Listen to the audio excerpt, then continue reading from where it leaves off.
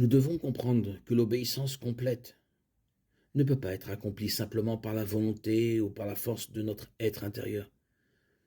Elle ne se produira pas simplement parce que nous décidons de le faire. En effet, même les croyants sont enclins à une conduite et à des pensées pécheresses en dehors de l'œuvre et la puissance du Saint-Esprit. Pour être obéissants, nous devons compter sur la puissance fournie par le Saint-Esprit qui demeure en nous. Jean 14, 16, 17. Cela en soi est un acte d'obéissance, car il nous est commandé dans Éphésiens 5, 18 d'être remplis de l'Esprit. Cela ne signifie pas qu'un croyant reçoit davantage de l'Esprit, mais plutôt que l'Esprit reçoit davantage du croyant. Ce qui est toute l'idée de soumission.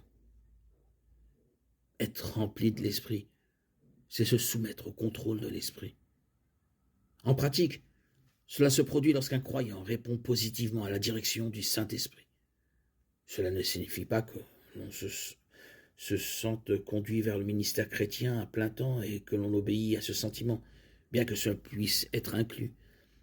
Il s'agit plutôt des décisions quotidiennes que nous prenons comme répondre gentiment à quelqu'un qui nous a maltraités. Romains 12, 17.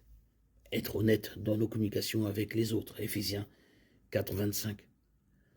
Être honnête dans nos relations d'affaires. Éphésiens 4, 28.